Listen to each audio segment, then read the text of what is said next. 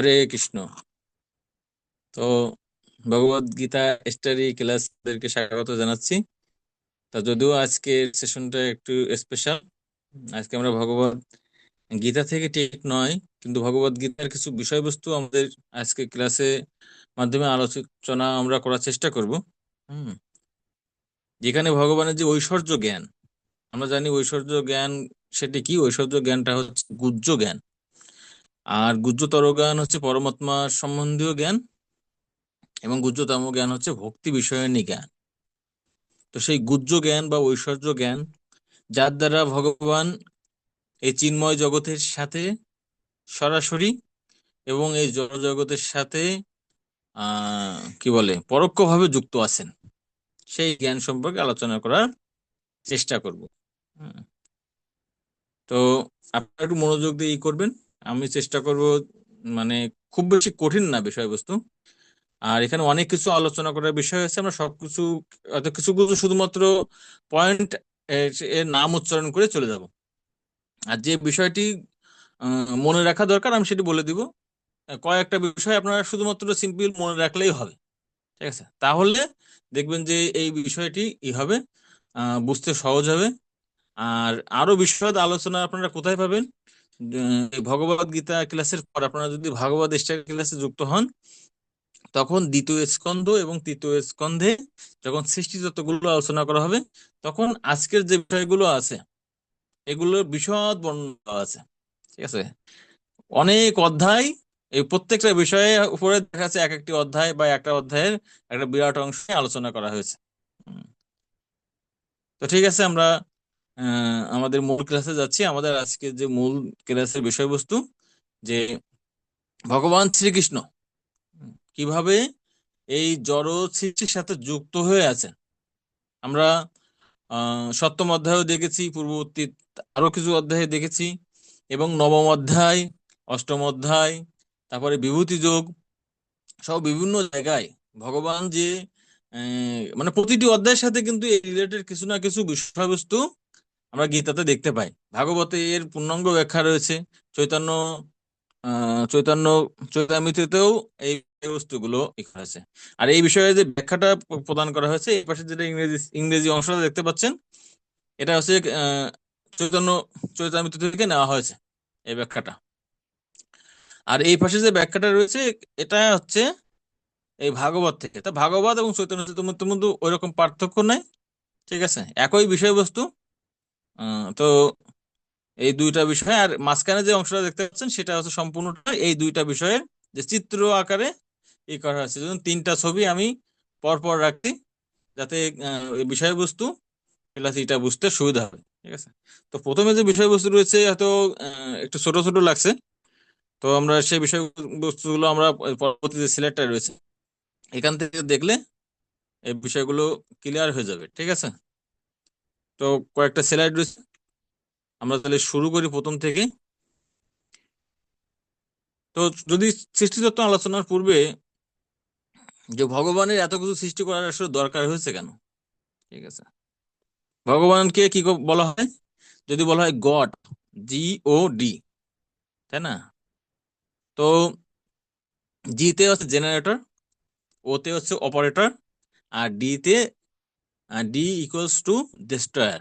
মানে যিনি সৃষ্টি করেন জেনারেটর, যিনি পালন করেন অপারেটর, এবং ধ্বংস করেন ডেস্ট্রয়ার, ঠিক আছে? তবে ইংরেজি এই প্রতিশব্দ থেকে আমরা কিন্তু গড শব্দের অর্থটা বুঝতে পারি। তাই ভগবানের অনেক কাজের মধ্যে একটি কাজ, মুখ্য কাজ, আমরা জানি যে ভগবানকে অনেক সময় বলি না যে আহ, সৃষ্টিকর্তা নামে কিন্তু মানে অনেক সময় কিন্তু ভগবানকে সম্বোধন করা হয়, তাই না? সৃষ্টিকর্তার কৃপায় আহ বলে থাকে। তাই তার যে সৃষ্টি, ভগবানের এই সৃষ্টিটা, এটা কিন্তু শরণার্থীর কাল থেকে এবং বর্তমানে বিজ্ঞান, পূর্বের বিজ্ঞান বিভিন্নভাবে কিন্তু ব্যাখ্যা করার চেষ্টা করছে। তো প্রথমে এই বিষয়গুলো বোঝার আগে, আসলে সৃষ্টি তত্ত্ব কি বিজ্ঞানীরা কি সবকিছু আবিষ্কার করে ফেলছে? না, এ কিন্তু অনেক গভীর আছে। যতটুকু আমাদের দৃষ্টির সীমায় আছে বা যন্ত্রের মাধ্যমে দেখতে পারি বা তাদের থিওরিতে ধরে, তারা তাদের মতো করে ব্যাখ্যা করছে, এবং প্রতিনিয়ত এই থিওরি গুলো মানে পূর্বের থিওরি নতুন থিওরির মাধ্যমে প্রতিস্থাপিত হচ্ছে। তাই পূর্ণাঙ্গ এই জ্ঞানটি লাভ করতে গেলে সৃষ্টি তত্ত্ব সম্পর্কে অন্যান্য যে ধর্মগ্রন্থগুলো আছে সেখানে বলছে যে না, আকাশ হয়ে যাও, আকাশ হলো, মাটি হয়ে যাও, মাটি হয়ে গেল। কিন্তু সেটা যে কিভাবে আসলো, কোথা থেকে আসলো, কার মাধ্যমে আসলো, সে সম্পর্কে কিন্তু কোনো ব্যাখ্যা প্রদান করেনি। কিন্তু আমাদের ভাগবতে পূর্ণাঙ্গ রূপে এবং বৈদিক শাস্ত্রে এই সৃষ্টিতত্ত্ব সম্পর্কে যদি পূর্ণাঙ্গ ভাবে জানতে হয়, তাহলে আমাদের বৈদিক শাস্ত্রের আশ্রয় গ্রহণ করতে হবে। ঠিক আছে। আর আমাদের জাগতিক দৃষ্টিভঙ্গিতে আমরা যেভাবে বুঝি, ঠিক আছে, সেটা পরিহার করে তত্ত্বগতভাবে আমাদেরকে এটিকে স্বীকার করার মানসিকতা নিয়ে করতে হবে। ঠিক আছে, তাহলে আমরা এটি বুঝতে পারবো। তো ঠিক আছে, প্রথমে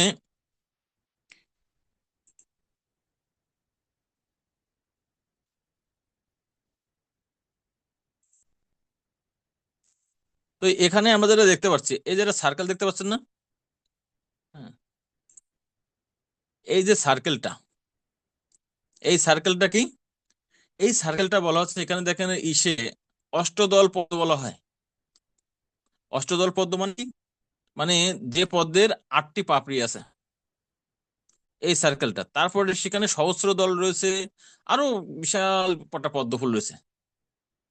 এই যে পদ্ম ফুলের যে কর্ণিকা বা কেন্দ্রস্থলে, এই অংশটুকু বলা হয় গোলক বৃন্দাবন। আর সেটাই হচ্ছে এই মানে এই সর্বোচ্চ স্থান। আর সেখানে অবস্থান করে কারা? সেখানে রাধাকৃষ্ণ, গোপগোপী এবং ভগবানের যে অন্তরঙ্গ পার্শ্বদ রয়েছে, তারা তাদেরকে নিয়ে অবস্থান করেন। তাই এখানে দেখেন গোলক বৃন্দাবন, যে যতগুলো লোক আছে, সরজগৎ হোক অথবা চিৎ জগৎ হোক, তার মধ্যে সর্বোচ্চ অবস্থান কোনটা? এই গোলক বৃন্দাবনের। ঠিক আছে। আচ্ছা, তো এটুকু আমরা মোটামুটি বুঝতে পারি, বা যারা গীতা এতদিন অধ্যয়ন করতে পারছি, এ বিষয়ে আমাদের ধারণার কোনো নাই। এখন যে বিষয়টা রয়েছে, সেটা আমাদেরকে বুঝতে হবে। ঠিক আছে। তো তিনটা বিষয় আপনারা না বুঝতে পারলেও শ্রবণ করেন, যে ভগবানের 3 ধরনের প্রকাশ আছে। একটা হচ্ছে স্বয়ং, স্বয়ং রূপ। স্বয়ং রূপ মানে কি? স্বয়ং ভগবান শ্রীকৃষ্ণ, এটা হচ্ছে 1 নম্বর। 2 নম্বর রয়েছে তদ একত্তম রূপ, এবং 3 নম্বর রয়েছে সাংস রূপ। ভগবান থেকে যে প্রকাশগুলো হয়, স্বয়ং রূপ, তদ একত্তম রূপ, আর আছে সাংস রূপ। ঠিক আছে, এগুলো মনে রাখতে পারেন, নাও পারেন, কোনো সমস্যা নাই, প্যারা নেওয়ার দরকার নেই। অন্তত পক্ষে প্রথম যে পয়েন্টটা বললাম, সবার উপরে রয়েছে গোলক বৃন্দাবন, সেটা বুঝতে হবে, সেখানে ভগবান শ্রীকৃষ্ণ রয়েছে। এই স্বয়ং রূপ থেকে হয় কি, 2 ধরনের প্রকাশ হয়। একটা হচ্ছে প্রভাব প্রকাশ, বৈভব প্রকাশ। ঠিক আছে। প্রভাব প্রকাশ সম্পর্কে বলছে যে, যেমন সহজে বুঝতে পারবেন, যখন রাসলীলা হয়, তখন ভগবান কি করেন, যে নিজেকে যত সংখ্যক গোপী ছিল ততগুলো গোপীতে রূপান্তর করেছিলেন, সরি, ততগুলো কৃষ্ণেতে রূপান্তর করেছিলেন। বা ভগবান যখন 16,108 জন মহিষী বিবাহ করছিল, তখন তিনি ততগুলো রূপে এই বিবাহে অংশগ্রহণ করছিলেন। গৃহস্থ জীবনে তিনি প্রত্যেকটা গৃহে অবস্থান করতেন। তো এই যে কৃষ্ণ, এক কৃষ্ণ 16,108 জন কৃষ্ণ হয়ে গেছেন। এক কৃষ্ণ, তিনি প্রত্যেকটা গোপীর সাথে নৃত্য করছেন। এই ভগবান যখন নিজেকে তার লীলা আস্বাদন করার জন্য সরাসরি করেন, তো তাকে বলছে এখানে প্রভাব প্রকাশ। ঠিক আছে। আচ্ছা, যাই হোক, এটা যদি বুঝতে পারেন ভালো, না বুঝতে পারলেও সমস্যা নাই। ঠিক আছে, প্রভাব প্রকাশ। আর ভগবানের এই স্বয়ং রূপের আরেকটি প্রকাশ আছে, সেটা হচ্ছে বৈভব প্রকাশ। বৈভব প্রকাশের প্রথম প্রকাশ কোনটা? হচ্ছে বলরাম। মানে ভগবান আহ, তার হচ্ছে যে বিভিন্ন যে রস বা বিভিন্ন লীলাবিলাস আস্বাদন করার জন্য ভগবান কৃষ্ণের রূপে না, কিন্তু ভিন্ন ভিন্ন রূপে, ভিন্ন ভিন্ন আকৃতিতে নিজেকে প্রকাশ করেন। সেটাকে বলা হয় বৈভব প্রকাশ। এজন্য একটা ভজনে আপনারা দেখবেন যে, জয় জয় জগন্নাথ আহ না, এটা না, যে গোলকেরও বৈভব লীলা করিলা প্রকাশ। ঠিক আছে, যে জগন্নাথ রূপে যে আসছেন ভগবান মহাপ্রভু আসছে, তিনি গোলকের যে বৈভব লীলা, তাই মানে ভগবানের যত অবতার আছে প্রকৃতপক্ষে সেগুলো কি ভগবানের এই বৈভব প্রকাশ, গোলকেরও বৈভব লীলা। তো আপনারা সেটাও যদি মনে রাখতে পারেন তাহলে আপনারা মনে থাকবে। তার মানে এই যে স্বয়ং রূপের মধ্যে প্রভাব প্রকাশটা, সেটা ভগবানের ইচ্ছা, তিনি তার নিজেকে কতভাবে বিস্তার করবেন লীলা সংসার তার ব্যাপার। আমাদের এই অংশটা কিন্তু আমাদেরকে এখন লাগতেছে না। ঠিক আছে, কারণ এটা এটা কৃষ্ণ, অনলি কৃষ্ণ রিলেটেড।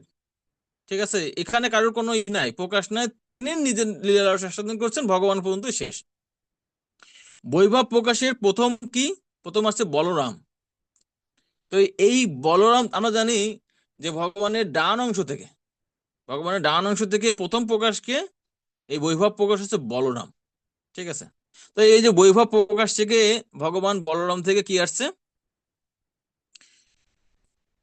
প্রথম চতুর্ভুজ আসছে। ঠিক আছে, এই চতুর্ভুজ বলরাম থেকে, ভগবান শ্রীকৃষ্ণ বলরাম থেকে প্রথম চতুর্ভুজ আসছে, যার নাম চৈতন্য চৈতন্য বর্ণনা হচ্ছে তদ একোত্তম রূপ।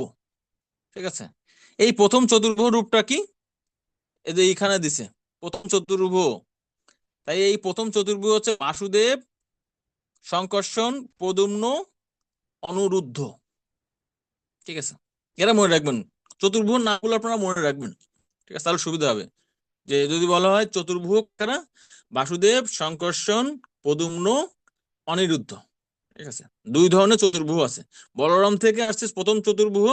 আর এই যে চতুর্ভুজ থেকে, এই চতুর্ভুজ থেকে এই বাসুদেব এবং প্রদ্যুম্ন, এই দুজন অবস্থান করেন কোথায়, মথুরাতে। তার মানে ভগবানের যে প্রকার, যেটা হয় গোলক বৃন্দাবনের তিনটা পার্ট আছে। কয়টা পার্ট আছে, তিনটা পার্ট মনে করবেন। ঠিক আছে, একটা হচ্ছে কি, যে দ্বারকা, মথুরা এবং বৃন্দাবন। যদি বলা হয় এই তিনটা লোককেই মিলে বলা হয় গোলকা, গোলক। ঠিক আছে, বা গোলক বৃন্দাবন। ঠিক আছে, গোলক বলতে পারেন এই তিনটা। তার মধ্যে ভগবান স্বয়ং অবস্থান করেন বৃন্দাবনে, হচ্ছে বৃন্দাবন, গোকুল। আর মথুরা কি, আমরা ভগবান যখন আবির্ভূত হয়েছে জানি যে ভগবান কংসের কারাগারে আবির্ভূত হয়েছেন, সেটাই মথুরা। আর সেখানে ভগবান অবস্থান করেন ভগবানের প্রথম চতুর্ভুজের এই বাসুদেব এবং প্রদ্যুম্ন রূপে। আর সংকর্ষণ এবং অনিরুদ্ধ রূপে ভগবান দ্বারকাতে অবস্থান করেন। তো এই যে লোকটা না, এটা কিন্তু এই জড় জগতে গোলক বৃন্দাবন নয়, যেটা ভগবান, যেটা বলা হয় ভৌম বৃন্দাবন, ভগবান যখন লীলা প্রকাশ করেন সেটি নয়। এটা হচ্ছে অরিজিনাল গোলক বৃন্দাবন। সেই বিষয়টি আমাদের মাথায় রাখতে হবে। তো যাই হোক, আমরা এখান থেকে যে বিষয়গুলো জানলাম, গোলক বৃন্দাবনের যে বিষয়টা, সেখানে তিন পার্ট রয়েছে।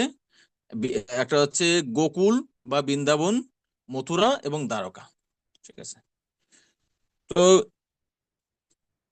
এবং সেখানে ভগবানের এই গোলকে অবস্থান করতেছেন, সরি গোকুলে অবস্থান করতেছেন ভগবান কৃষ্ণচন্দ্র। আর মথুরাতে অবস্থান করছেন প্রথম চতুর্ভুজের বাসুদেব এবং প্রদ্যুম্ন, এবং সংকর্ষণ এবং অনিরুদ্ধ অবস্থান করতেছেন দ্বারকাতে। আচ্ছা, তো এই যে পর্যন্ত আলোচনা করলাম, এইটুকু বিষয়টা কি ক্লিয়ার হয়েছে? যদি আহ বিষয়টা যদি ক্লিয়ার না হয় আমরা আরেকটু আলোচনা করব। আর ক্লিয়ার হলে আপনারা বলবেন যে আপনাদের ক্লিয়ার হয়েছে কিনা।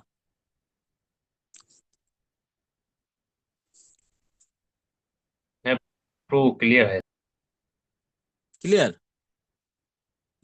আপনারা করতে পারেন, কোশ্চেন করতে পারেন, আমরা ছোট ছোট সেকশন নিয়ে আলোচনা করব। ঠিক আছে, ঠিক আছে। যদি এইটুকু সেকশন আমাদের ক্লিয়ার হয়, তাহলে আমাদের কিন্তু এই যে সেকশনটা, এটা হচ্ছে আমরা আলোচনা করছিলাম কি, গোলক বৃন্দাবন। আর এর পাশে রয়েছে মথুরা, মনে করেন এটুকু মথুরা। আর তার পরের অংশটা হচ্ছে দ্বারকা। তার মানে দেখেন এই যে বড় একটা সেকশন কিন্তু আমরা আলোচনা করছি। এখন মনে হতে পারে এই যে আহ, গোলক বৃন্দাবন, ঠিক আছে, আমরা যাও এই বিষয়টা পরে আলোচনা করতেছি। এই গোলক বৃন্দাবন এবং চিৎ জগতের আয়তনটা আমরা বলবো। এরপরে যে অবস্থা মানে এইটা রয়েছে সেটা কি?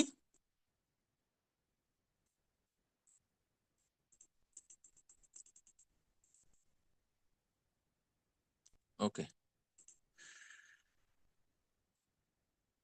এরপর রয়েছে বৈভব বিলাস। ঠিক আছে, এই অংশটা। তো এই বৈভব বিলাস কোনটা? বৈভব বিলাসটা হচ্ছে এই যে গোলক বৃন্দাবনের এই যে সেকশনটা, আর এই যে সেকশনটা, এই সেকশনটার নাম কি বলেন তো? কেউ বলতে পারবেন? যে অংশটা আমি মার্ক করছি, এই মার্ক করা অংশটা, সেকশনটা কোন সেকশন?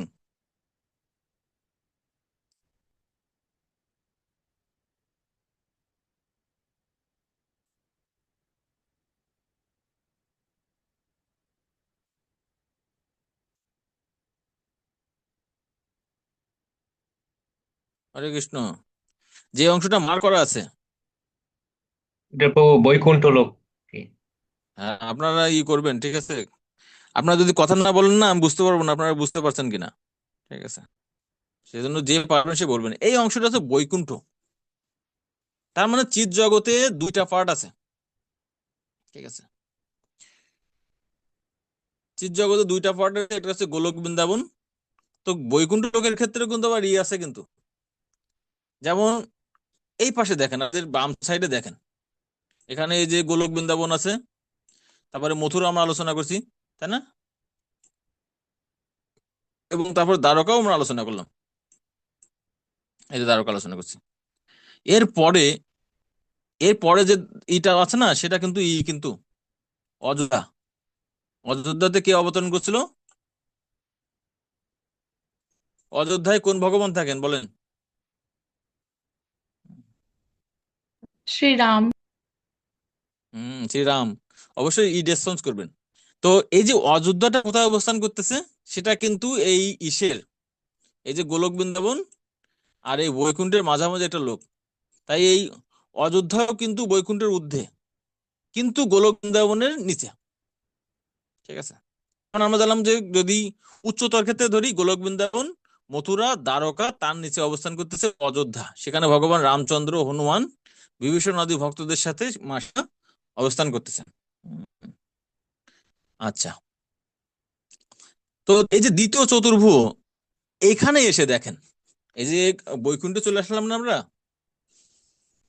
তো এই বৈকুণ্ঠে কে রয়েছে? বৈকুণ্ঠতে এইখানে যে গোলক বৃন্দাবনে ডান দিকে দেখেন, যে প্রথম চতুর্ভুজে যে সংকর্ষণ আছে না, আহ, চতুর্ভুজে কারা কারা আছে কেউ বলতে পারবেন? একজন বলেন তো, যে আহ, চতুর্ভুজের মধ্যে কে কে আছে, না দেখে বলেন।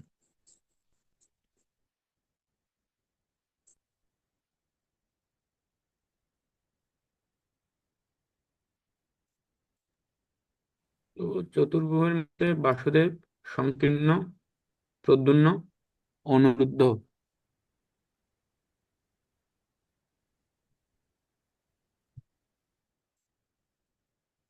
হ্যাঁ, ঠিক আছে।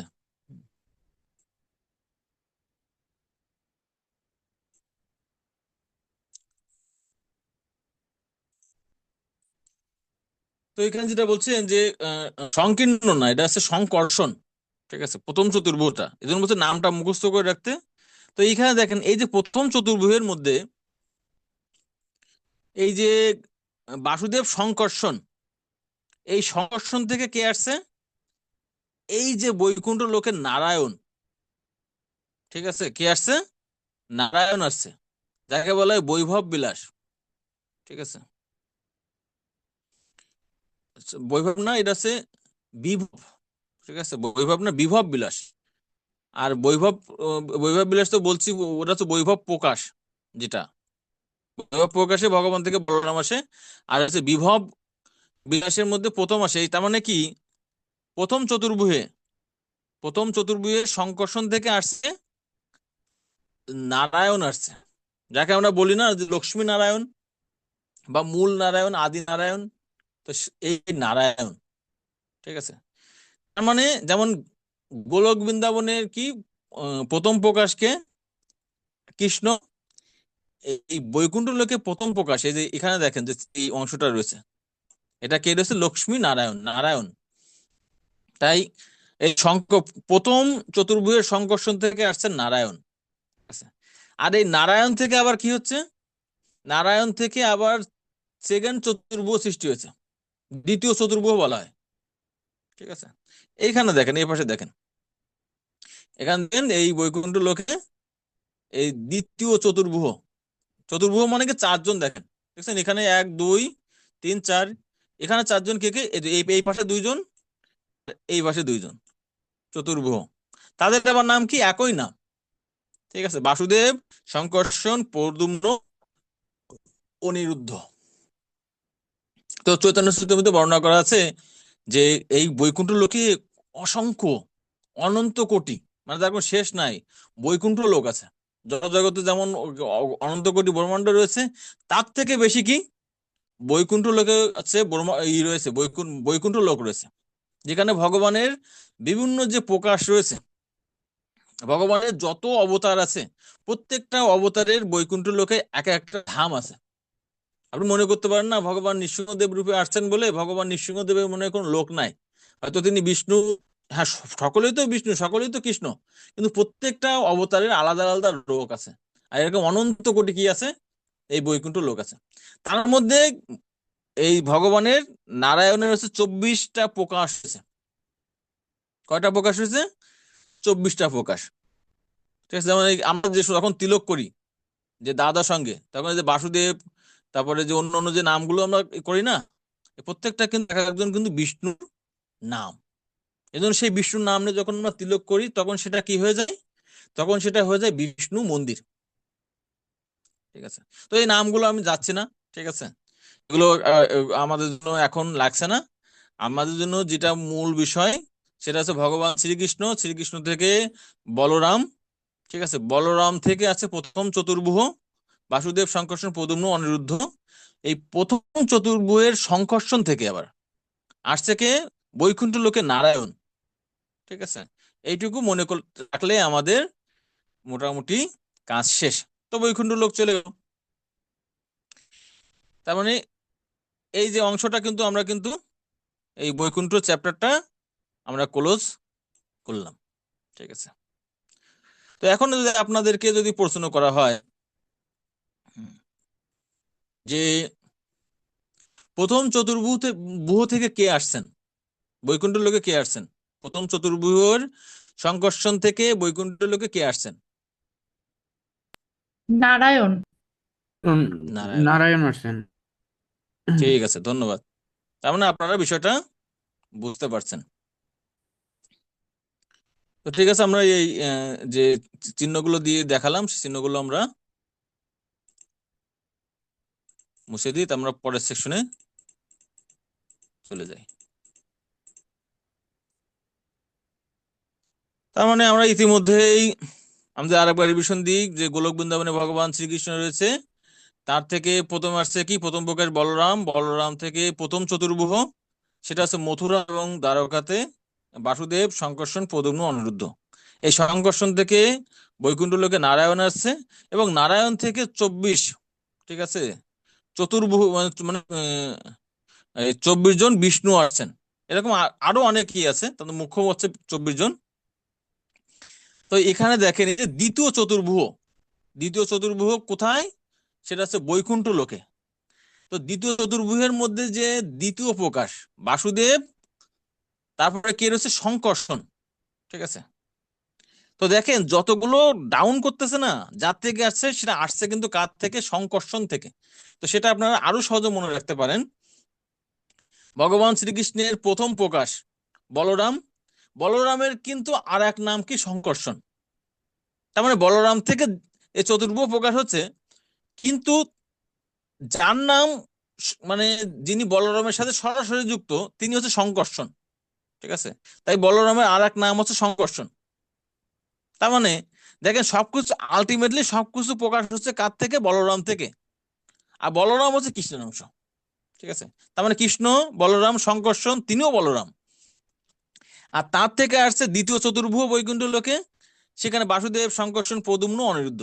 কিন্তু এখানে দেখেন এই যে সংকর্ষণ থেকেও আবার কিন্তু সাংস প্রকাশ হচ্ছে, ঠিক আছে, সাংস প্রকাশ। তার মানে আলটিমেটলি কি সবই প্রকাশ হচ্ছে বলরাম থেকে, ঠিক আছে। তো একটা বিষয় মাথায় রাখবেন, যিনি বলরাম তিনি সংকর্ষণ, ঠিক আছে, তিনি অনন্ত। তাহলে এই বিষয়টা ক্লিয়ার হবে। তাহলে আমরা বুঝলাম যে একজন ব্যক্তি থেকেই ধীরে ধীরে প্রকাশ হচ্ছে। এটা আপনারা আরো বুঝতে পারবেন চৈতন্য চৈতামিতে আপনার কি বলে পঞ্চম ষষ্ঠ, পঞ্চম ষষ্ঠ এবং সপ্তম অধ্যায় যখন আপনারা পড়বেন তখন এই বিষয়ে ডিটেলস আপনারা বুঝতে পারবেন। তখন ওই দিকে যাচ্ছে না, সেটা হচ্ছে বলরাম তত্ত্ব বা নিত্যানন্দ তত্ত্ব, এই বিষয়গুলো আলোচনা করা হয়েছে। তো এই যে সংকর্ষণ রয়েছে আমাদের, অলরেডি আমরা কিন্তু এই বৈকুণ্ঠ লোক শেষ করছি, ঠিক আছে। তো বৈকুণ্ঠ লোক শেষ করার পরে তার নিচে দেখেন আর একটা অংশ আছে, ঠিক আছে। এই যে অংশটা দেখতে পাচ্ছেন না, এই অংশটাকে বলা হয় যে কৈলাস ধাম। কি ধাম? কৈলাস ধাম। তার মানে বা এই লোকটাকে বলা হয় সদাশিব, সদাশিব ধাম। তো এই জড় জগতে যে শিব রয়েছে, রুদ্র আছে, তিনি হচ্ছেন এই সদাশিব শিবের অবতার। আর এই সদাশিব তিনি একই সাথে ভগবান নারায়ণ, আবার একই সাথে ভগবানের ভক্ত, ঠিক আছে। তা আমরা সেই তত্ত্বে আমরা যাচ্ছি না, যে সদাশিবও হচ্ছে সদাশিবও কি বিষ্ণুরই একজন অবতার। তাই শিব কিন্তু বিষ্ণু থেকে আলাদা নয়, আবার শিব ও বিষ্ণুও নয়। তো এই তত্ত্ব আমাদের আজকে আলোচ্য বিষয় না, যদি কখনো এই তত্ত্ব আসে আমরা এইগুলো ব্যাখ্যা দেওয়ার চেষ্টা করব। তার মানে বৈকুণ্ঠ লোকের নিচে রয়েছে কোনটা? কৈলাস ধাম। আর এই জড়জগতের যে কৈলাসে প্রকাশ আছে, যেমন গোলক বৃন্দাবনে যখন ভগবান অবতরণ করেন তখন ভগবান কি করেন? গোলক বৃন্দাবনকে জগতে নিয়ে আসেন। ঠিক তেমনি ভগবান শিব যখন জড়জগতে আসে তখন এই কৈলাস ধামও তিনি মর্তলোকে নিয়ে আসেন। আর সেই যে কৈলাস ধামটা জড়জগতের, আর সেটা হচ্ছে এই বৈকুণ্ঠ লোকের যে সীমানা, ঠিক আছে, বা এটাও কিন্তু চিৎ জগৎ। এই যে কৈলাস ধামটা এটা কি, যেটা সদাশিবের ধাম, সেটা হচ্ছে চিৎ জগৎ, ঠিক আছে, চিৎ জগতে অবস্থান করতেছে। তাই বৈকুণ্ঠ লোকের একদম নিচে হচ্ছে কৈলাস ধাম, মহেশের ধাম, একে বলা হয় মহেশ ধাম, ঠিক আছে। ব্রহ্ম সংহিতাতে এ সম্পর্কে একটা শ্লোকও আছে, ঠিক আছে। আমরা যাচ্ছি না। তো আমরা দেখলাম প্রথম গোলক বৃন্দাবন, বৈকুণ্ঠ, এখন হচ্ছে মহেশ ধাম। এর নিচে রয়েছে ব্রহ্মজ্যোতি। ব্রহ্মজ্যোতি সম্পর্কে কিন্তু ছিল প্রভুপাদের তাৎপর্যে, বা অনেক সময় ব্রহ্ম, যা জ্ঞান জ্ঞান যোগীর যে গন্তব্য আমরা এই জেনেছি না। তাকে ক্লাসে করলে তো আগায় তো তাদের যে গন্তব্যটা, ঘাড়ে রাখবে না। একটু আনমিউট করবেন মাতাজি, আমি স্ক্রিন শেয়ার করছি, তুমি দেখতে পাচ্ছেন না। হরে কৃষ্ণ। তো যাই হোক, যে এই যে ব্রহ্মজ্যোতিটা, এটা হচ্ছে ভগবান শ্রীকৃষ্ণের কি অঙ্গ জ্যোতি। এই যে জ্যোতিগুলো আসছে না, এগুলো হচ্ছে ব্রহ্মজ্যোতি, অত্যন্ত তীব্র জ্যোতি। এবং সেখানে গন্তব্য হয় কাদের? সেখানে গন্তব্য হয় যে সমস্ত অসুররা ভগবানকে 24 আওয়ার্স স্মরণ করে, মানে একনিষ্ঠ ভগবানের সত্যতা, যেমন কংস, তারপর শিশুপাল, তাদের এখানে গতি হয়। আর যে সমস্ত নির্বিশেষবাদী, তাদের গতি হয় হচ্ছে ব্রহ্মজ্যোতিতে বা জ্ঞান যোগীদের। সেটাই হচ্ছে এই যে ব্রহ্মজ্যোতি বলা হচ্ছে। আর এই ব্রহ্মজ্যোতির অবস্থানটা কি? এই ব্রহ্মজ্যোতির মাধ্যমে চিৎ জগৎ এবং জড় জগতের মাঝে যে নোম্যান্স ল্যান্ড বলতে পারেন, মানে একটা ফাঁকা জায়গা, সেটা না আপনি বলবেন যে জড় জগৎ, না বলবেন আপনি চিৎ জগৎ, মানে জড় এবং চিৎ জগতের মাঝামাঝি যে অংশটা তাকে বলা হয় ব্রহ্মজ্যোতি। ক্লিয়ার?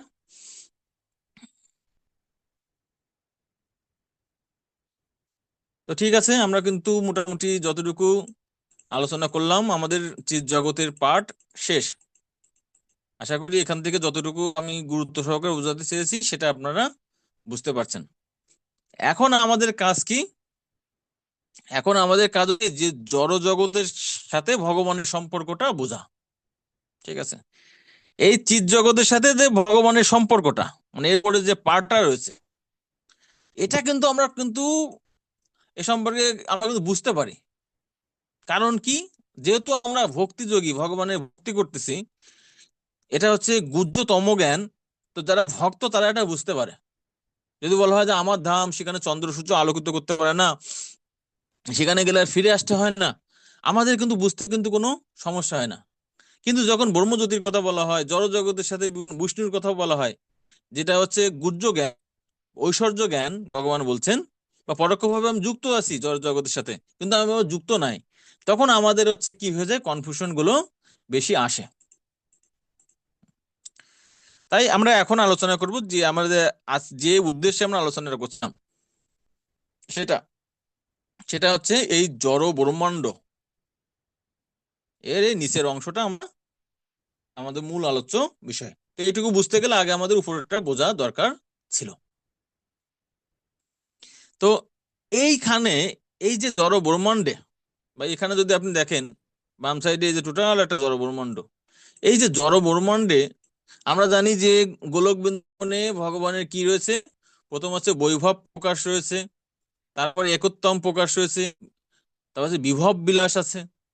কিন্তু জড় জগতে ভগবানের যে প্রকাশ, তাকে বলা হয় সাংস প্রকাশ, সোয়া যোগ অংশ। তার মানে কি, যে আমার অংশ। এর দ্বারা বোঝা যাচ্ছে যে এটা ভগবানের স্বয়ং প্রকাশ নয়, এটা ভগবানের আংশিক প্রকাশ বা ভগবানের পরোক্ষ প্রকাশ। এজন্য গীতাতে বিভিন্ন জায়গায় বলা হচ্ছে, যদিও আমার থেকে এই জগতে সবকিছু সৃষ্টি হয়েছে, তবুও আবার আমি তার সাথে যুক্ত নই। যেমন আমরা বলছিলাম, ছিল প্রভুপাদ বলছিলেন যে একটা কোম্পানির কি, একজন মালিকের অনেকগুলো কোম্পানি থাকতে পারে, কিন্তু প্রত্যেকটা কোম্পানিতে কি মালিক গিয়ে অবস্থান করেন, দেখাশোনা করেন? কিন্তু তিনি যে রুলস তৈরি করছেন, নিয়ম তৈরি করছেন, তার মাধ্যমে কিন্তু প্রত্যেকটা কোম্পানি কি হয়, পরিচালিত হয়। ঠিক তেমনি ভগবান তার সাংস প্রকাশের মাধ্যমে পরোক্ষভাবে এই জড় জগতে, সমস্ত জড় জগৎ নিয়ন্ত্রণ করেন। বিভিন্ন কোম্পানিতে যে এমডি গুলো থাকে না, যেগুলো মালিকের আন্ডারে কাজ করে, এই যে বিষ্ণু প্রকাশগুলো কি, যে তিন ধরনের বিষ্ণু আছে আমরা জানি, যেগুলো আমরা আলোচনা করব, তারা হচ্ছে কৃষ্ণের এই ধরনের পরোক্ষ প্রকাশ বা এমডির মতো। তারা জড়জগতের এই এক একটা ব্রহ্মাণ্ডের বা সমগ্র ব্রহ্মাণ্ডের, ঠিক আছে, ব্যবস্থাপনা করেন। যেহেতু তারা ভগবান শ্রীকৃষ্ণের শক্তি, তাই ভগবান বলছেন এই জড়জগতে আমি যুক্ত আছি। আবার যেহেতু কৃষ্ণ সরাসরি যুক্ত নয়, তাই বলছেন আমি সেখানে যুক্ত নই।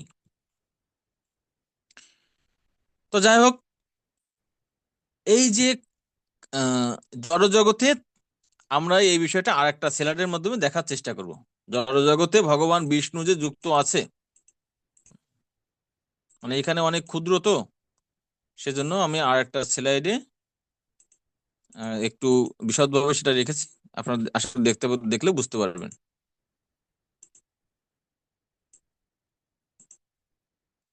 এখানে দেখেন, এই যে বাম পাশে যে চিত্রটা আপনারা দেখতে পাচ্ছেন, ঠিক আছে, এইটা কি, এই বাম পাশের চিত্রটা হচ্ছে আচ্ছা, এর আগে একটা জিনিস বুঝতে হবে। এখানে যে আছে, এই যে বৈকুণ্ঠ লোকের যে দ্বিতীয় চতুর্ভুজ, দ্বিতীয় চতুর্ভুজ না, তার মধ্যে যে বাসুদেব, সংকর্ষণ, প্রদ্যুম্ন, অনিরুদ্ধ, এই সংকর্ষণ থেকে কে আসছে? এই সংকর্ষণ থেকে আসছে, মানে সহযোগ অংশ প্রকাশ, বা সরাসরি আপনি বলতে বলতে পারেন যে সাংস অবতার বা অংশ অবতার। ঠিক আছে, তো ভগবানের অংশ অবতারের কে কি বলা হয় হয় পুরুষ অবতার। তাই সাংস অবতারের আর এক নাম কি? পুরুষ অবতার। ঠিক আছে, এজন্য বলা হয় যে কোথাও কোথাও পাবেন যে পুরুষ অবতার, প্রথম পুরুষ অবতার, দ্বিতীয় পুরুষ অবতার বা তৃতীয় পুরুষ অবতারটাই বেশি ব্যাখ্যা করা হয়। আর কিছু কিছু ক্ষেত্রে অংশ অবতার ব্যবহার করা হয়। বিশেষ করে চৈতন্য চৈতামৃতে এই যে প্রকাশটাকে এই অংশ অবতারও বলা হয়েছে, পুরুষ অবতারও বলা হয়েছে। তাই যাকেই অংশ অবতার বলা হয়, তাকেই পুরুষ অবতার বলা হয়। এইখানে আছে তিন ধরনের পুরুষ অবতার আছে। এই যে ব্রহ্মাণ্ডটা দেখছেন না, এখানে তিন ধরনের পুরুষ অবতার আছে, এটা আপনারা মনে রাখবেন। তার মধ্যে বলা হয় প্রথম পুরুষ অবতার, দরকার হলে লিখে রাখবেন, লিখে এই তিনটা নাম একদম করে রাখবেন, টলস্ট করে রাখবেন, তাহলে দেখবেন আর কখনো এই নিয়ে কনফিউশন হবে না। প্রথম পুরুষ অবতারের নাম হচ্ছে কারণোদকশায়ী বিষ্ণু, কারণোদকশায়ী বিষ্ণু। দ্বিতীয় পুরুষ অবতার বা অংশ অবতারের নাম হচ্ছে গর্ভোদকশায়ী বিষ্ণু। এবং তৃতীয় পুরুষ অবতারের নাম হচ্ছে ক্ষীরোদকশায়ী বিষ্ণু। ঠিক আছে। আচ্ছা, এখন আসেন যে এখান থেকে আসলে আশা করি আমরা বুঝতে পারবো।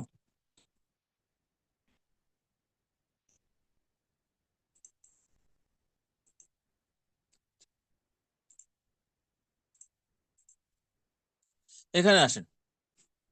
তো দ্বিতীয় চতুর্ভুজ থেকে এই যে জড় ব্রহ্মাণ্ডে আমরা জানলাম তিন ধরনের পুরুষ রয়েছে। ঠিক আছে। তার হচ্ছে প্রথমটাকে আমরা জানি হচ্ছে কারণোদকশায়ী বিষ্ণু। তো প্রথম মনে হতে পারে যে এই যে বিষ্ণু অবতারদের এই যে তিনটা নাম, এটা কি এমনি এমনি হয়ে গেছে? না, এই তিনজন বিষ্ণু তিন ধরনে সমুদ্রে শয়ন করেন। তাই সেই যে বিষ্ণু যে সমুদ্রে শয়ন করেন সেই সমুদ্রের নাম অনুসারে সেই বিষ্ণুর নাম হয়েছে। তার ফলে খুব সহজেই আমরা মনে রাখতে পারি। যেমন দ্বিতীয় চতুর্ভুজের সংকর্ষণ থেকে প্রথম আসছে কারণোদকশায়ী বিষ্ণু। তো ইনার নাম প্রথম কারণোদকশায়ী বিষ্ণু হয়নি, এনার প্রথম নাম হচ্ছে মহাবিষ্ণু। কি নাম? মহাবিষ্ণু। আর এই মহাবিষ্ণু যেহেতু একটা সমুদ্রে শয়ন করেছেন, সেই সমুদ্রের নাম হচ্ছে কারণ সমুদ্র। আর সেই কারণ সমুদ্রের জলের নাম হচ্ছে উদক।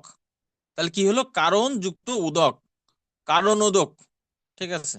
এমনি না কিন্তু, ওনার নাম ছিল আগে, প্রথম নাম কি ছিল? মহাবিষ্ণু।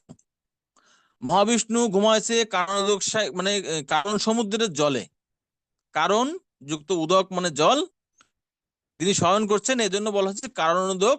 শয়ন থেকে সায়ী, কারণোদক সায়ী বিষ্ণু। আশা করি এটা বোঝার কোনো সমস্যা নাই। তো এই আমরা স্লাইডে দেখছিলাম, পূর্বের স্লাইডে, ঠিক আছে, পূর্বের স্লাইডে কি দেখছিলাম?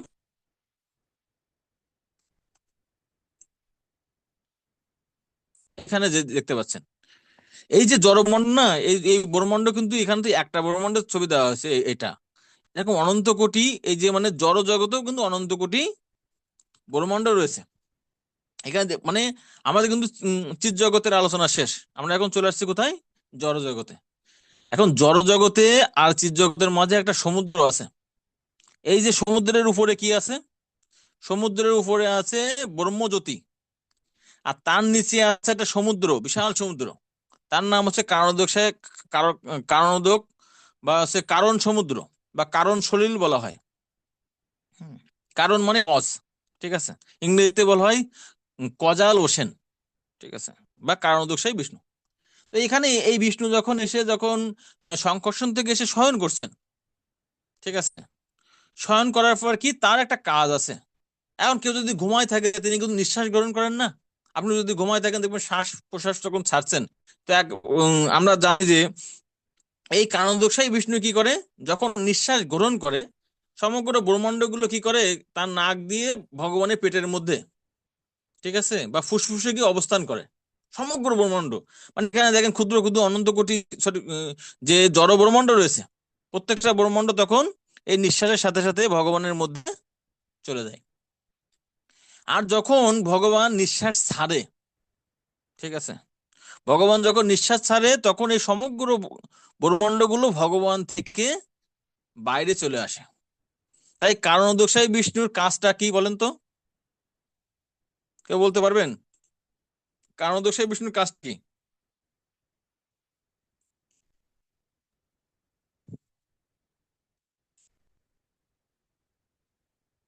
তবু সকল ব্রহ্মাণ্ডের সৃষ্টি ধ্বংস। সৃষ্টি আর ধ্বংস। হ্যাঁ, কারণোদকশায়ী বিষ্ণুর কাজ হচ্ছে ঘুমায় থাকা, যেহেতু সাই শয়ন করে আছে, আর শ্বাস নিঃশ্বাস প্রশ্বাসের নিবে আর ব্রহ্মাণ্ড গুলো একবার পেটের মধ্যে নিবে আর পেট থেকে বের করবে। যখন পেটের মধ্যে নিবে তখন হচ্ছে কি প্রলয়, আর যখন আর ছাড়বে যখন তখন হচ্ছে ব্রহ্মাণ্ডের সৃষ্টি বা সৃষ্টি প্রকাশ। পাশ। এজন্য দুই ধরনের সৃষ্টিকর্তা আছে, একজন হচ্ছে মুখ্য সৃষ্টিকর্তা, একজন গৌণ সৃষ্টিকর্তা। মুখ্য সৃষ্টিকর্তাকে এই বিষ্ণু, 3 ধরনের যে বিষ্ণু আছে না, এটা হচ্ছে মুখ্য সৃষ্টিকর্তা, আর মুখ্য পালনকর্তাও এবং মুখ্য ধ্বংসকর্তাও। কিন্তু আবার বলি যে ব্রহ্মা সৃষ্টিকর্তা, ব্রহ্মা হচ্ছে গৌণ সৃষ্টিকর্তা। ঠিক আছে, কারণ এই যে ব্রহ্মাণ্ডের গুলো প্রকাশ করা, সব করা কাজ করে দিচ্ছে কে? বিষ্ণু করছেন, আর তিনি সেটাকে একটু মডিফাই করতেছে শুধুমাত্র। কিন্তু আমরা কি এই জগতের লোক ব্রহ্মাকে চেনে সৃষ্টিকর্তা হিসেবে, কিন্তু মুখ্য সৃষ্টিকর্তার রূপে বিষ্ণুকে চেনে না। তাই ভাগবতে বলছেন অত স্বর্গ বিসর্গ। ঠিক আছে, তাই স্বর্গ হচ্ছে কি? স্বর্গ হচ্ছে বিষ্ণু যা সৃষ্টি করে, আমরা যেটা আলোচনা করতেছি তাকে বলে স্বর্গ। এবং ব্রহ্মা যেটা সৃষ্টি করে পরবর্তীতে সেটা হচ্ছে বিসর্গ। ব্রহ্মা, মনু, দেবতারা যা যা কিছু সৃষ্টি করে এটা হচ্ছে বিসর্গ বা গৌণ গৌণ সৃষ্টি। আর স্বর্গ মানে মুখ্য সৃষ্টি। এটা হচ্ছে ভাগবতের 10 বিষয়বস্তুর মধ্যে একটা। আচ্ছা ঠিক আছে, তো এই যে মহাবিষ্ণুর নিঃশ্বাস থেকে যখনই দেখা যাচ্ছে নিঃশ্বাস নিয়ে ছাড়লো, এই অনন্ত কোটি ব্রহ্মাণ্ডের সৃষ্টি হয়েছে না? এই তার মধ্যে একটা ব্রহ্মাণ্ড আছে, এই যে পরের যে ছবিটা আছে, চলে গেল, এটা কিন্তু একটা ব্রহ্মাণ্ড।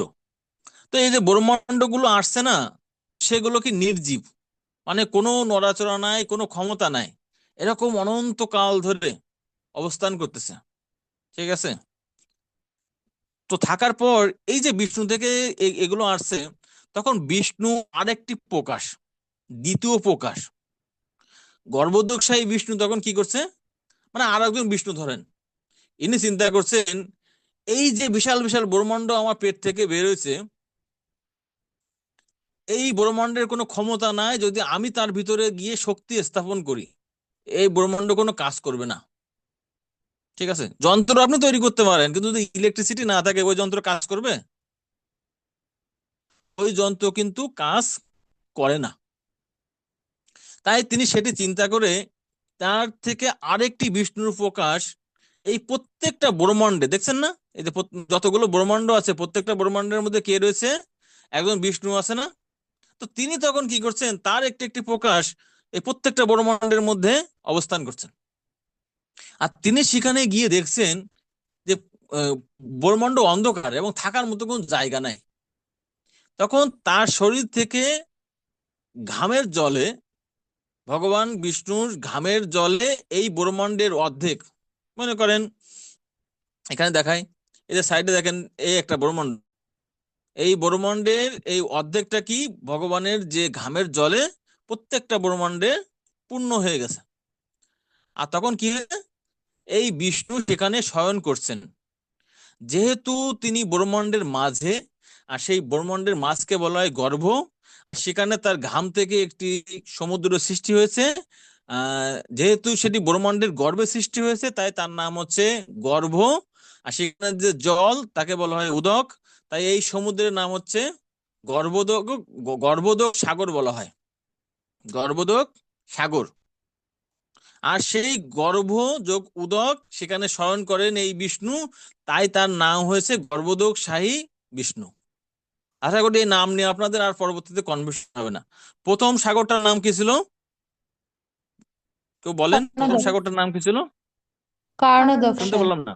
কার সমুদ্র। কারণোদক শাহী না, কারণোদক, কারণোদক সাগর, কারণ সাগর বলা হয়। এজন্য সেখানে যে প্রথম বিষ্ণু আসছেন মহাবিষ্ণুর নাম হয়ে গেল কারণোদক শাহী বিষ্ণু।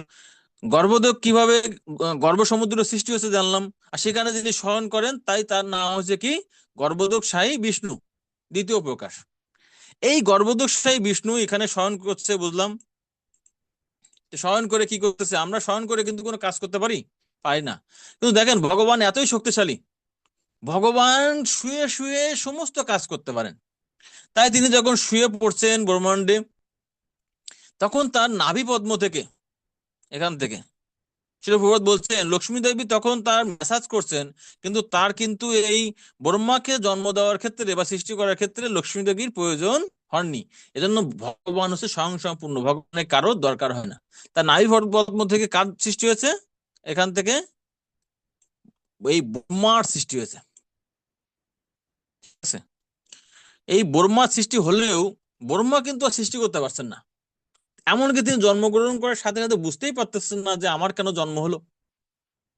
ঠিক আছে, তখন তিনি এই এই যে কারণোদ্যোগসায় কারণ সমুদ্রে যে ভগবান শুয়ে আছে, এই যে জলের সংঘর্ষের ফলে তপ, মানে জলে জলে সংঘর্ষ হয়ে এই হয় না, দেখুন তপ তপ শব্দ হয়, তখন তিনি তপস্যা করছেন।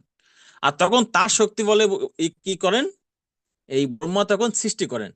তো ব্রহ্মা কি করছেন, যে সমস্ত জীবের বাসনা অনুসারে সবই কিন্তু এই আহ, প্রত্যেকটা এই যে ব্রহ্মাণ্ডের, এই ব্রহ্মাণ্ডের মধ্যে এই গর্ভদোষাই বিষ্ণুই কি সব চালাচ্ছে, সমস্ত শক্তি দিছে। ঠিক আছে, তার ফলে সব সৃষ্টি হয়েছে। এখন তিনি কি গৌণ সৃষ্টি করছে। ঠিক আছে, মানে ধরেন এখানে একটা মোবাইল আছে, এই মোবাইলটার ক্যাসিংটা চায়না বানাই দিচ্ছে, আর না আমি কিছু হয়তো সফটওয়্যার ইটে দিচ্ছি, তাই মূলত মোবাইলটা তৈরি করতে চায়না, আর আমি হচ্ছে ব্রহ্মা। ঠিক আছে, তা চায়না হচ্ছে গর্ভদোষাই বিষ্ণু, আর আমি এটাকে একটু মডিফাই করলাম, সফটওয়্যার দিলাম, আমি হচ্ছে কি, আমি হচ্ছে এখানে ব্রহ্মা। এটাই। তখন ওই ব্রহ্মা বিভিন্ন লোক, তখন ব্রহ্মা কি করছে, এই যে পদ্মের যে নাল আছে না, মানে ডাটা, এই ডাটাকে তিনি 14টা ভাগে ভাগ করছেন। ঠিক আছে, 14টা ভাগে ভাগ করে এখানে 14টা লোক প্রতিষ্ঠিত করছেন। ঠিক আছে, তো আমরা সেগুলো দেখবো। আচ্ছা, তো ব্রহ্মা থেকে তখন সমস্ত জীব জন্তুর সৃষ্টি হলো। ঠিক আছে, ওদিকে আমরা যাচ্ছি, এগুলো আপনারা জানেন ব্রহ্মা কিভাবে সৃষ্টি হয়েছে ভাগবতে পাবেন। আমরা পরের স্লাইডে যাই। তাহলে এখন আপনারা বলেন তো যে দ্বিতীয় চতুর্ভুজের সংকর্ষণ থেকে প্রথম পুরুষ অবতারের নাম কি? জড়জগতে প্রথম পুরুষ অবতারের নাম কি? কারণোদকশাই বিষ্ণু বা মহাবিষ্ণু। মহাবিষ্ণু। আর মহাবিষ্ণু থেকে ব্রহ্মাণ্ডকে পরিচালনা করার জন্য, প্রতিটি ব্রহ্মাণ্ডকে পরিচালনা করার জন্য একজন বিষ্ণু সেখানে প্রবেশ করেন প্রত্যেকটা ব্রহ্মাণ্ডে, এবং যার ঘাম থেকে সেই ব্রহ্মাণ্ডের অর্ধেক জলে পূর্ণ হয়, সেখানে তিনি শয়ন করেন। তার নামটা কি? দ্বিতীয় প্রকাশের নাম কি? গর্ভদক্ষায় বিষ্ণু। গর্ভদক্ষায় গর্ভদেব বিষ্ণু। শেখ।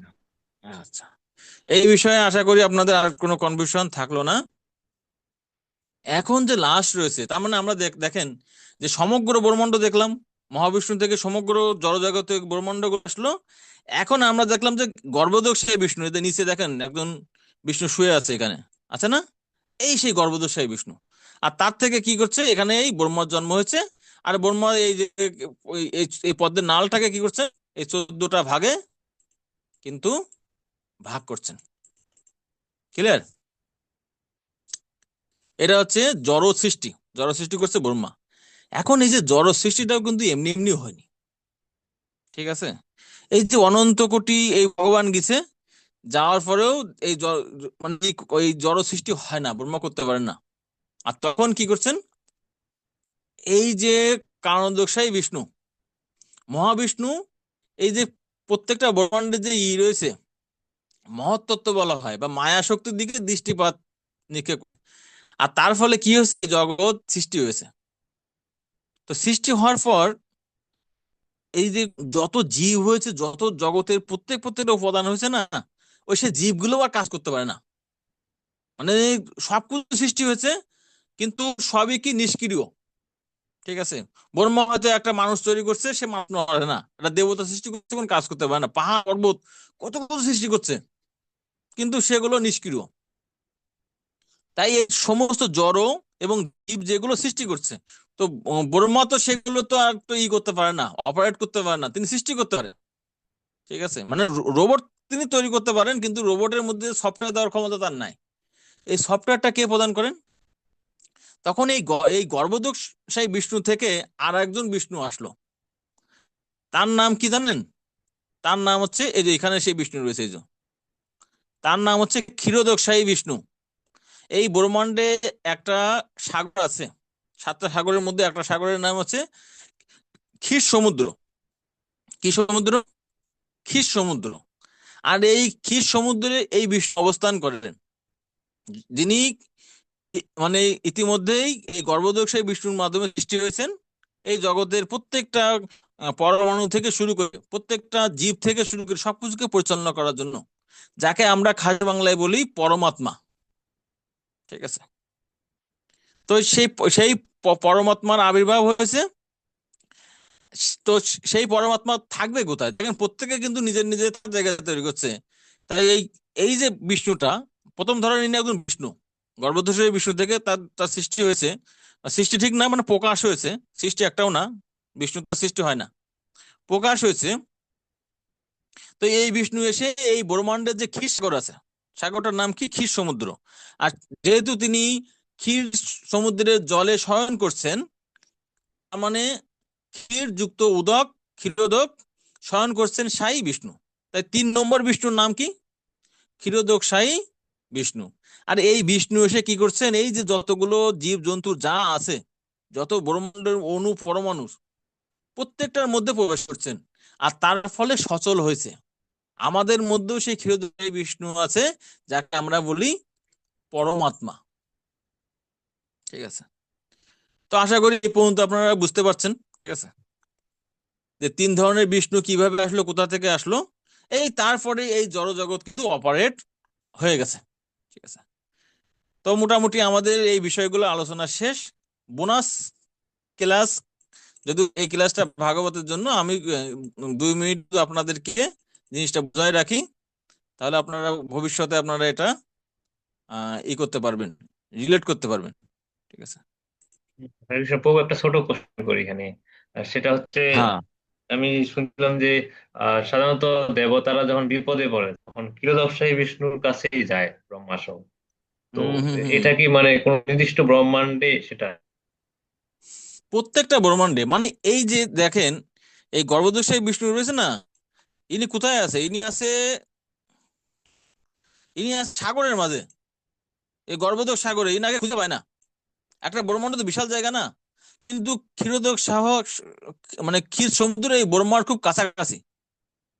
ঠিক আছে। তাই এই যে আহ, ব্রহ্মা একবার চেষ্টা করছিল জন্মের শুরুতেই, তিনি বুঝতে পারতেছেন না আমার পিতাকে। তাই তিনি এই পদ্মের নাল ধরে অনন্ত কোটিকাল নামলো, কিন্তু কোনো গোড়া খুঁজে পায়নি।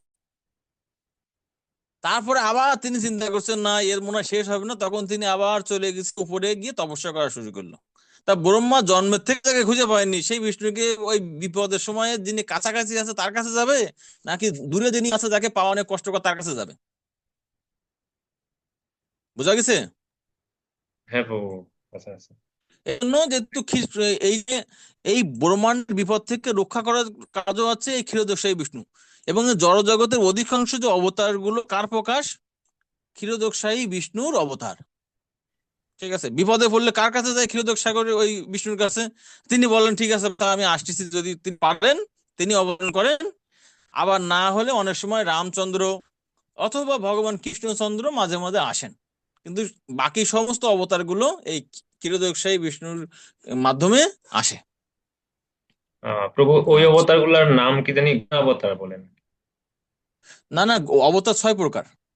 ঠিক আছে, ওগুলো দ্বারা আমি আলোচনা করতেছি, সমস্যা নাই, একটু অপেক্ষা আর করুন। প্রভু এখানে স্বর্গ আচ্ছা আমি আর নরকটা আর দু- দিলে ভালো হতো।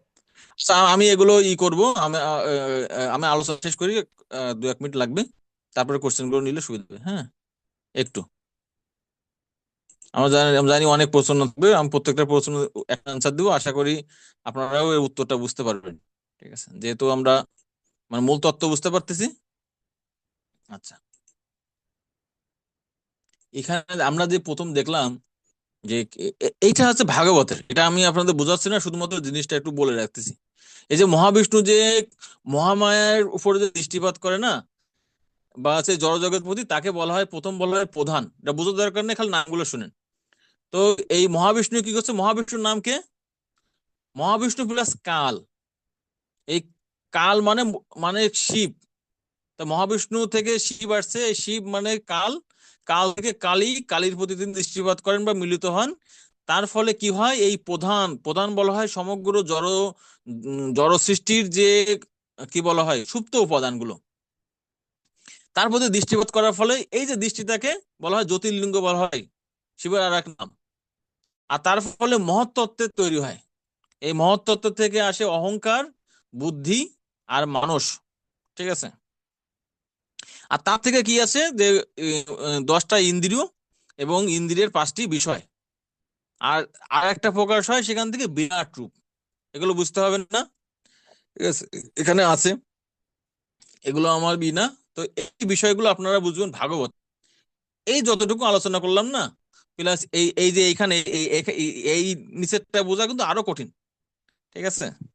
এটা যখন আপনারা ভাগবত পড়বেন, ভাগবত পড়েও বুঝবেন না, যদি ভাগবত ক্লাস করেন আশা করি সেটা বুঝতে পারবেন। জয় শ্রী প্রভুপাদ কি, ভক্ত মন্ডলী কি, নিতাই গৌর প্রেমানন্দে, হরি হরি বল। এখন আপনারা বলেন, আপনাদের সামনে চার্ট আছে, কার কোন কোশ্চেন রয়েছে, করতে পারেন। হরে কৃষ্ণ। হরে কৃষ্ণ প্রভু। সেটা হচ্ছে হুম। ওই, আমি জাস্ট জানতে চাচ্ছিলাম যে স্বর্গ নরকের অবস্থানটা অ্যাকচুয়ালি কোন জায়গাতে হচ্ছে তাহলে।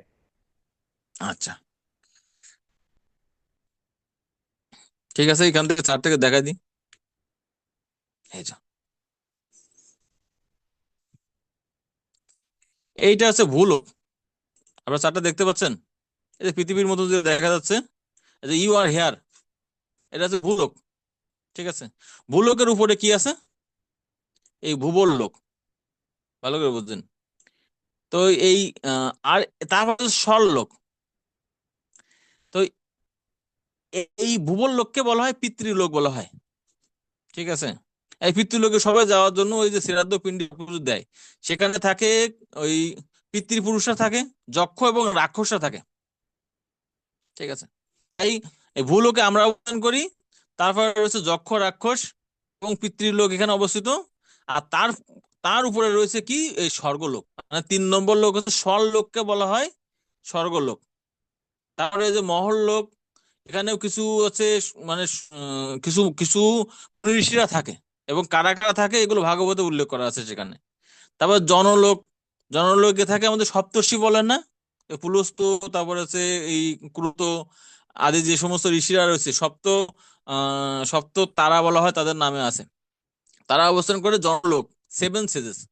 তারপর হলো যে তপলোক, তপস্বীরা যারা আরো ঊর্ধ্বে যায়, তপলোক। তারপর হলো সত্যলোক, সত্যলোকে অবস্থান করে কে, ব্রহ্মা এবং আরো কিছু পুণ্যাত্মা। এটা যখন ব্রহ্মা যখন মারা যায়, তখন এই সত্যলোক, এই কি বলে, এই স্বর্গলোকের উপর থেকে এই যে লোকের যে সমস্ত মুনি ঋষিরা যা অবস্থান করেন, তাকে নিয়ে ব্রহ্মা এই জড়জগৎ ছেড়ে এই ভগবত ধামে বৈকুণ্ঠ গমন করেন, ঠিক আছে। এইগুলো উপরের লোক। আর নিচে রয়েছে এই যে তল, অতল, সুতল, তলাতল, মহাতল, রসাতল এবং সবার নিচে পাতাল। এখানে থাকে অসুররা, সেখানে থেকে অসুর, নাগ, বিভিন্ন লোকে বিভিন্ন ধরনের ব্যক্তি বিরাজ করে। ভাগবতে এই সমস্ত পূর্ণাঙ্গ ব্যাখ্যা আছে। এবং সেটা যদিও উম, ব্রহ্মা নিচের দিকে অবস্থান করতেছে, সেখানে অন্ধকার, কিন্তু সেখানে আবার কি রয়েছে, ঐশ্বর্য রয়েছে। এটা কিন্তু নরক না, পাতাল বলতে নরককে বলা হয় না। সেখানে অসুরের অবস্থান করে, এবং সেখানে সমস্ত ধরনের ভোগের ব্যবস্থা আছে, রাজকীয় ঐশ্বর্য রয়েছে। আর এই ব্রহ্মাণ্ডের নিচে ডান দিকে আর একটা জায়গা আছে, সেটা হচ্ছে কি, সেটা হচ্ছে নরক, ঠিক আছে। ব্রহ্মাণ্ডের ডান দিকে রয়েছে নরক, আর এখানে স্বর্গ। তার মানে এখানে দেখেন, এই যে স্বর্গলোক, এই যে রয়েছে দেবতাদের চিহ্ন। আর এইদিকে হচ্ছে লোয়ার প্ল্যানেট গ্রহ, সেটা হচ্ছে আপনার কি বলে, আপনার নরক রয়েছে, ঠিক আছে। তো এই হচ্ছে মোটামুটি হচ্ছে ওই ব্রহ্মাণ্ডের যে 14টা লোক রয়েছে, এরও বিশদ ব্যাখ্যা ভাগবতে রয়েছে। হরে কৃষ্ণ। এবার বুঝতে পারছি বাবু, ধন্যবাদ। আর কার কোন কোশ্চেন আছে?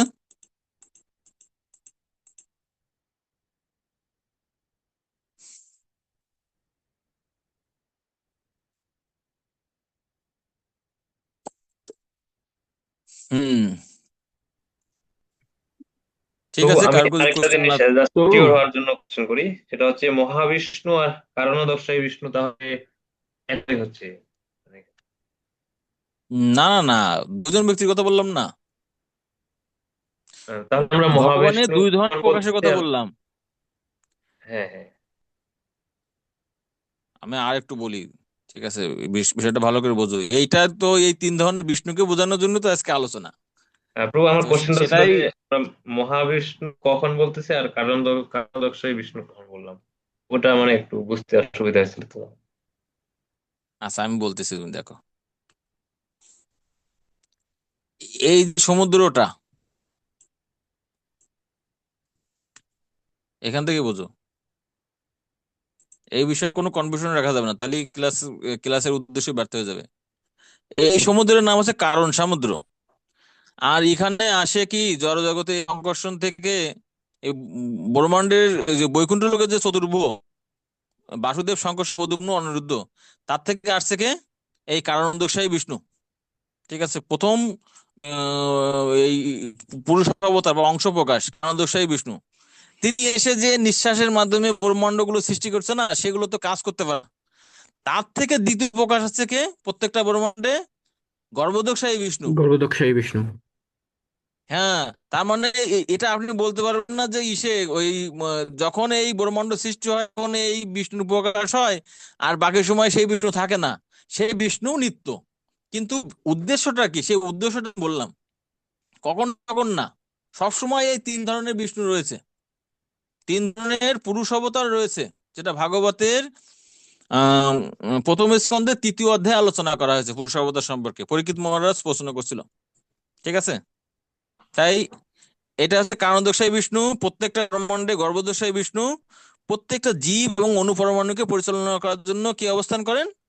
ক্ষীরোদোষাই বিষ্ণু। ক্ষীরোদক্ষায়ী বিষ্ণু। যেহেতু সিরিয়ালে আসলো না, এই জন্য এদের নাম হচ্ছে প্রথম পুরুষ অবতার, দ্বিতীয় পুরুষ অবতার, তৃতীয় পুরুষ অবতার। ক্লিয়ার? প্রভু এগুলো বুঝেছি, আমি জাস্ট জিজ্ঞেস করলাম যে মহাবিষ্ণু তাহলে কোনটা হচ্ছে। মহাবিষ্ণু প্রথমটা, আমি তো প্রথমেই বলছি, মানে যখন সংকর্ষণ থেকে, বুঝতে পারছি, সংকর্ষণ হ্যাঁ, থেকে যে দ্বিতীয় বিষ্ণুটা আসলো না, সংঘর্ষণ থেকে আসলো, হ্যাঁ প্রভু। হ্যাঁ, দ্বিতীয় সংকর্ষণ যে বিষ্ণুটা আসলো না, ওই ওই ওই বিষ্ণুর প্রথম নাম হচ্ছে মহাবিষ্ণু। হ্যাঁ হ্যাঁ, বাকি এবার বাকি বাকি কোনো বিষ্ণুর নাম মহাবিষ্ণু না। মানে তিনি প্রকাশ করার পার পরে প্রথম যে নাম, তার নাম হচ্ছে মহাবিষ্ণু। হ্যাঁ, যখন কারণ সমুদ্রে ধারণ কিন্তু তিনি করলো তখন। কারণোদক সাগরে শুয়ে রয়েছে, তাই তার নাম কারণোদকশাই বিষ্ণু। এবার বুঝতে আর পারছি। বাকিগুলো হচ্ছে একটাই, গর্ভদোষাই বিষ্ণুর নাম গর্ভদোষাই বিষ্ণু, কারণোদকশাই বিষ্ণুর নামই কারণোদক বিষ্ণু। তার আর একটা নাম আছে, যেহেতু তিনি ক্ষীর সমুদ্রে শুয়ে আছে না। হ্যাঁ হ্যাঁ, ঠিক, এই জন্য সরি সরি, না না না না, কারণোদকশাই গর্ভ না, গর্ভদক করে। ওই ক্ষীর সমুদ্রে স্মরণ করছেন তিনি হচ্ছে ক্ষীরোদকশাই বিষ্ণু। তার মানে আমরা বুঝলাম কারণোদকশাই বিষ্ণুর দুইটা নাম। ঠিক আছে, একটা মহাবিষ্ণু হচ্ছে আর হচ্ছে মহাবিষ্ণু আর একটা বিষ্ণু, হচ্ছে আর একটা হচ্ছে কারণোদকশাই বিষ্ণু। প্রাণোদকশায়ী বিষ্ণু। আর এই যে দুইটা বিষ্ণুর আছে পার্টিকুলার নাম রয়েছে, একজনের নাম হচ্ছে গর্ভদোষাই বিষ্ণু আর একজনের নাম হচ্ছে ক্ষীরোদোষাই বিষ্ণু। ঠিক আছে, আর কোনো কনফিউশন রাখা যাবে না, প্রথমটা দুইটা, আর ওদের পার্টিকুলারই একটা করে। ঠিক আছে বাবু, বুঝতে পারছি। আর এখানে একটু আগে যেটা বললেন সেটা হচ্ছে মহৎ তত্ত্বের বিষয়টা, এখানে কি কোনোভাবে দেখানো সম্ভব হবে যে মহৎ তত্ত্বটা কোথায় actually? মহত্বটা এই যে তো এখানে রয়েছে।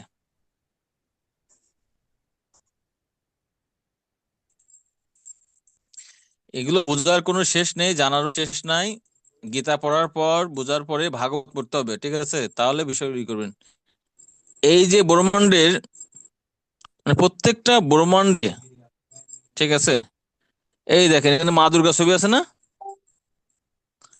এটাকেই বলা হচ্ছে প্রধান। ঠিক আছে, তার যে এই যে মানে এই যে ব্রহ্মাণ্ডের সৃষ্টিকারের যে প্রথম শক্তি, সেটা হচ্ছে সুপ্ত অবস্থায় যখন থাকে, সেটাই হচ্ছে কি, সেটাই হচ্ছে প্রধান। আর সেখানে এই যে কারণ সে বিষ্ণু দৃষ্টিপাত করছেন, ইনি এখান থেকে কি করছেন, দৃষ্টিপাত করতেছে। আর এই যে দৃষ্টির মাধ্যমে তিনি এই প্রকৃতিকে, একে বলা হয় প্রকৃতি বলা হয়, তাকে তাকে গর্ভভূত করে, যাকে বলা হয় জ্যোতির্লিঙ্গ। আর এই মহাবিষ্ণু কি, এই যে সদা শিব আছে না, এই শিবের অংশ, এই শিবও কিন্তু বিষ্ণুর অংশ। আবার শিব আবার কার স্ত্রী? দুর্গার স্ত্রী। তার মানে এই এই যে জ্যোতির্লিঙ্গের মাধ্যমে এই শিবেরই শক্তি সেখানে প্রবেশ করে। তার মানে কাল এবং কালী মিলিত হয়ে এই জগতে প্রকাশ হয়। ঠিক আছে, তাই এইটাকে পার্টিকুলারলি মহত্ব তো ধরতে পারেন।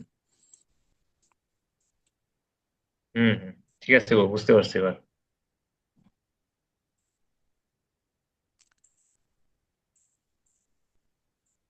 আচ্ছা, আর কার কোনো কোশ্চেন আছে? না বুঝতে পারলে বলবেন। খুব জটিল বিষয়। হুম। হ্যাঁ প্রভু, এখান থেকে যে আমরা সপ্তম অধ্যায়ে বিজ্ঞান যোগ যখন আমরা পড়ছিলাম, তো ওইখানে ওই যে 24টা তত্ত্ব মানে জড় জগতের, তো আহ এখন মোটামুটি ক্লিয়ার আর কি, মহাতত্ত্ব সহ। হুম। এই যে এই স্লাইডের যে পরবর্তী স্লাইড গুলো রয়েছে, সেখানে এইগুলো এই স্লাইডে আছে। আমি এটা এটা তো ব্যাখ্যা যদি করিনি, যদি আহ এটা আমি ভাগবত আছে ব্যাখ্যা করব। এটা এইখানে ব্যাখ্যা করে এটা বোঝানো সম্ভব না। আচ্ছা। হ্যাঁ ঠিক প্রভু, আছে। এখানে হুম, বলেন। প্রভু, এটা তো মানে অনেক বড় বিষয়। মানে হুম, এখানে ওই যে যখন আপনি প্রথমের দিক দেখাইলেন, প্রথম স্লাইডটা আরেকবার যদি দেখান। হুম,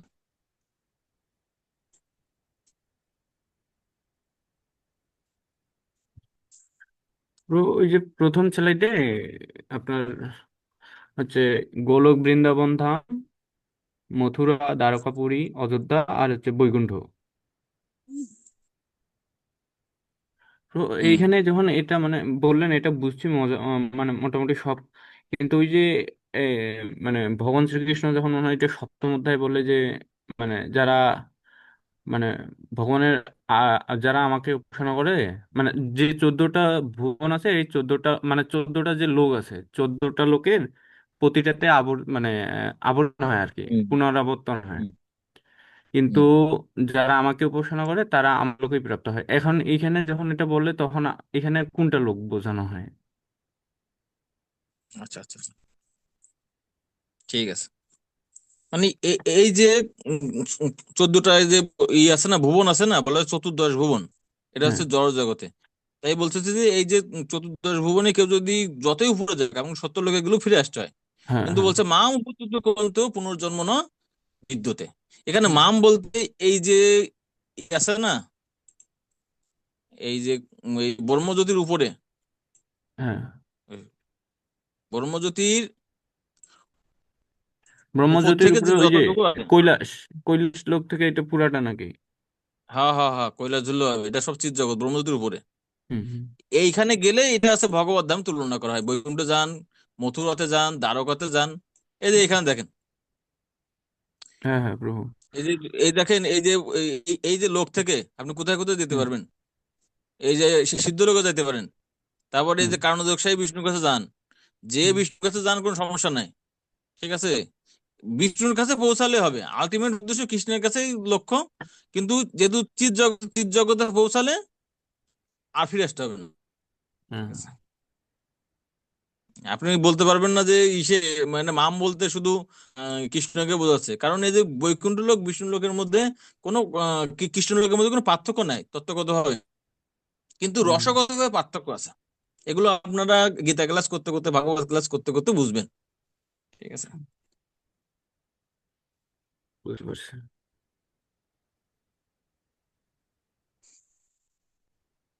তো ঠিক আছে, কারো যদি আশা করি যে এই পর থেকে আপনাদের গীতা স্টাডির ক্ষেত্রে এই সমস্ত বিষয়গুলো বোঝার ক্ষেত্রে আজকে ক্লাসটা আপনাদেরকে সহযোগিতা করবে। আর যদি একটু যদি বুঝতে পারেন আর আপনাদের ওই বিষয়ে যদি সহযোগিতা হয়, তাহলে আজকের ক্লাসের আমাদের সার্থকতা। হরে কৃষ্ণ।